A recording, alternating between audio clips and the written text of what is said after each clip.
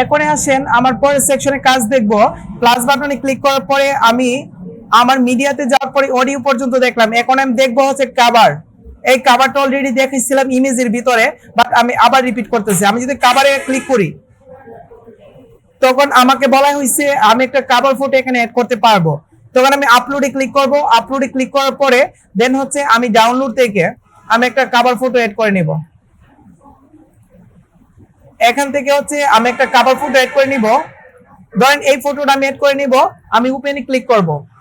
ওপেনে ক্লিক করার পরে দেন হচ্ছে আমার ফটোটা আসলো। আসার পরে তারপরে এই ফটোটার কিছু কাজ করতে পারবো। যেহেতু আমি এটা কভার ফটো হিসেবে নিছি, সেহেতু এই ফটোর ভিতরে আমি লেখালেখি করতে পারবো।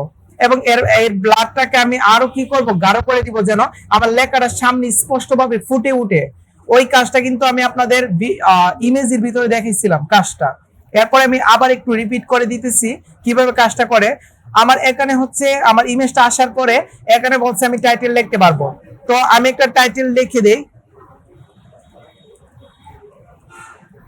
আমি লিখলাম টাইটেল বিউটি প্রোডাক্টস। বাট এখানে লেখার পরে লেখার পরে এইটার একটা ব্যাকগ্রাউন্ড দিয়ে দিব, কারণ দেখতে কিন্তু আমার দেখা যাচ্ছে না লেখাটাকে। তার জন্য আমি ব্লক সেকশনের ভিতরে আমি ব্যাকগ্রাউন্ডে ক্লিক করে আমি ব্যাকগ্রাউন্ডের একটা কালার দিয়ে দিব। তো ব্যাকগ্রাউন্ডের একটা কালার দেখি আর কোনো কালার আছে কিনা। না, আমার তেমন কোনো কালার নাই। আচ্ছা, আরেকটা কাজ করব। আমি একটা জিনিস দেখাই নাই, সেটা হচ্ছে আমাদের গ্রেডিয়েন্ট। আমি যদি পাশে ফোকাস করি তখন দেখতে পাবো গ্রেডিয়েন্ট। আর গ্রেডিয়েন্ট হচ্ছে 2 থেকে 3টা কালার একসাথে মিলে আমার একটা কালার তৈরি করে। তো আমি যদি এই গ্রেডিয়েন্টের ভিতরে এই কালারটা এবং হচ্ছে আমার এই কালারটা অ্যাডজাস্ট করে দিয়ে দিই। আচ্ছা, আমি এই পয়েন্টে ক্লিক করব। পয়েন্টে ক্লিক করে আমি এই কালারটা দিয়ে দিব। দেওয়ার পরে তারপরে আমি কি করব, এই পয়েন্টটাকে আমি এখানে রাখবো। রাখার পরে এই পয়েন্টে ক্লিক করব। ক্লিক করে আমি অন্য একটা কালার দিয়ে দিব। অন্য একটা কালার দেওয়ার পরে শেষ, আমার কালারটা হয়ে গেছে। হয়ে যাওয়ার পরে তারপরে দেখেন এটা কিন্তু আমার একটা গ্রেডিয়েন্ট কালার হয়ে গেছে। আমার ইমেজের উপরে কিন্তু সুন্দর একটা গ্রেডিয়েন্ট হয়ে গেছে। হয়ে যাওয়ার পরে তারপর আপনারা যদি এই ব্লক সেকশন অথবা এখানে ক্লিক করতে হবে, না হয় সেকশনটা আসবে না।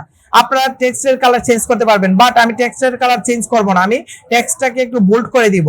বোল্ড করে দেওয়ার পরে তারপর আর কিছু করব না। তারপরে আমি একটা কাজ করে নিব। এটা হচ্ছে আমি ডাইমেনশনে যাব। ডাইমেনশনে যাওয়ার পরে আমি এখনই পেডিংটা দিব। পেডিংটা দিলে ভিতরের দূরত্বটা আমার কি হয়ে যাবে, বেড়ে যাবে। আমি যদি এখন পেডিংটা দিই, এখন দেখেন প্রথমে কিন্তু পেডিংটা আমার অনেক বড় ছিল না, অনেক বড় ছিল, অনেক ডিফল্ট ছিল। তো আমি যদি এখন পেডিংটাকে ড্রাগ করি, এখন আপনারা দেখতে পারবেন যে পেডিংটা আমার কতটুকু হয়েছে। দেখেন এতটুকু থাকলে আমার দেখতে ভালো লাগতেছে। তো আমি যদি সেভ করে দিই, এখন যদি বাইরে ক্লিক করি, এখন দেখতে ভালো লাগতেছে না, মানে একটা সীমার মধ্যে আছে। কিন্তু এর আগে কিন্তু অনেক বড় ছিল না, অনেক বড় ছিল। তো আমি যদি চাই পেডিং মার্জিনটাকে কমাবো অথবা বাড়াবো, আমি এখান থেকে ডাইমেনশন থেকে আমি এই কাজটা করে নিতে পারবো।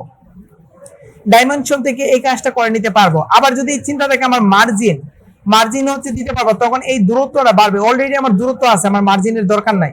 তো আমার পেডিংটা আমি দিতে পারলাম। তারপর আমাদের কি আছে, অ্যাডভান্স অপশন আর কিছু নাই। এরপরে হচ্ছে আমি কি করতে পারবো, আমার লেখাটাকে ছোট করতে পারবো, বড় করতে পারবো, সবচেয়ে বেস্ট করতে পারবো, সবচেয়ে বড় করতে পারবো।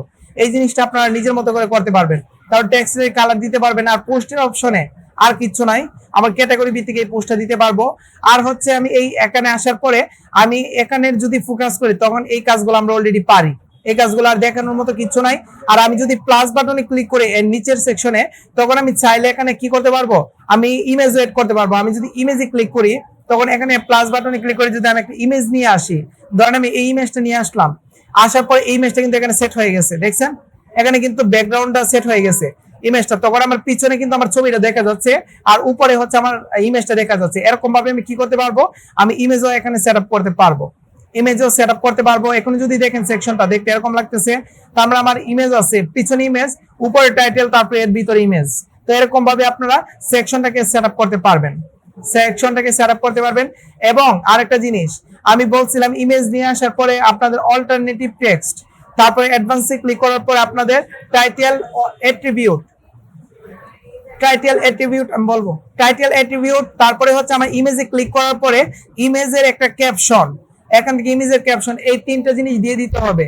ওইটা আপনাদের বাধ্যতামূলক, ওইটা দিয়ে দিতে হবে। যদি দিয়ে দেন তখন এসইও হবে, ভালো এসইও হবে, তখন আপনার ইমেজটা ভালো র্যাঙ্কিং করবে। এটি হচ্ছে আমাদের কভার ফটোর কাজ। এরকম ভাবে আমি কভার দিতে পারবো। এরপরে আরেকটা জিনিস আপনাদেরকে দেখাই, অলরেডি এটা দেখানো হয়নি। আমি প্লাস বাটনে ক্লিক করার পরে তারপরে আমি একটা কাজ করব।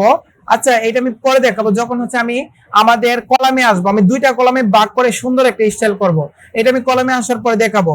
তো এইটি হচ্ছে আমাদের কাভার ফটোর সাইজ, কাভার, এটা হচ্ছে আমাদের কাভারের সাইজ। এরকম ভাবে হচ্ছে আমরা কাভার দেওয়ার চেষ্টা করব। প্লাস বাটনে ক্লিক করে দেন হচ্ছে আমি ব্রাউজ অলে ক্লিক করে আমি এরকম ভাবে কাভারটা দিতে পারবো। এটি হচ্ছে আমাদের কাভারের কাজ।